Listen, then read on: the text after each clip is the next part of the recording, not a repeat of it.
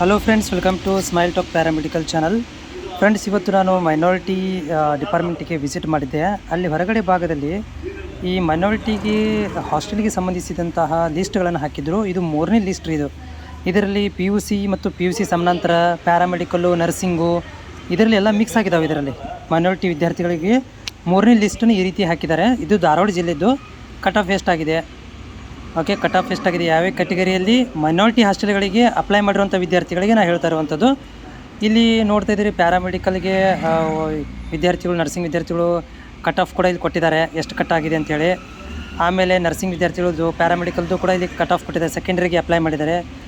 ಇದು ಲಿಸ್ಟ್ ನಿಮಗೆ ಅವೈಲೇಬಲ್. ಎಲ್ಲ ಒಂದು ಮೈನಾರಿಟಿ ಯಾವುದು ತಾಲೂಕು ಮತ್ತು ಜಿಲ್ಲಾ ಮೈನಾರಿಟಿ ಇಲಾಖೆ ಹೊರಭಾಗದಲ್ಲಿ ಎಂಟ್ರೀಸ್ ಇರ್ತಾರೆ. ಇದು ಗರ್ಲ್ಸ್ ಲಿಸ್ಟ್. ಇದು ಬಾಯ್ಸ್ದು. ಬಾಯ್ಸಲ್ಲಿ ಕೂಡ ಇಲ್ಲಿ ಇದೆ, ಲಿಸ್ಟ್ ಕೊಟ್ಟಿದ್ದಾರೆ.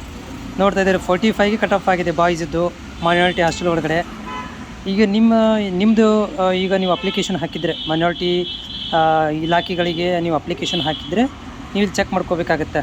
2B, ಆಮೇಲೆ ಕ್ಯಾಟಗರಿ 1, SC ST ದವರು ಕೂಡ ಅಪ್ಲೈ ಮಾಡಿದ್ದಾರೆ. ಮೈನಾರಿಟಿ ಹಾಸ್ಟೆಲ್ಗಳಲ್ಲಿ ನೀವು ಸೀಟನ್ನು ಬಯಸಿದರೆ ಅಂಥವ್ರುಗಳಿಗೆ 3ನೇ ಸುತ್ತಿಂದು ಇದು ಕಟ್ ಆಫ್ ಹಾಕಿರುವಂಥದ್ದು, 3rd ಲಿಸ್ಟ್ ಅಂತ ಹಾಕಿದ್ದಾರೆ ಇವರು. ಅದಕ್ಕೆ ಬೇಕಾಗಿರುವಂಥ ಡಾಕ್ಯುಮೆಂಟ್ಗಳನ್ನು ಕೂಡ ಇವರು ಹಾಕಿದ್ದಾರೆ. ಅದನ್ನು ಕೂಡ ಇಲ್ಲಿ ಲಿಸ್ಟ್ ಇದೆ, ಹೋಗಿ ನೀವು ನೋಡ್ಕೋಬೋದು.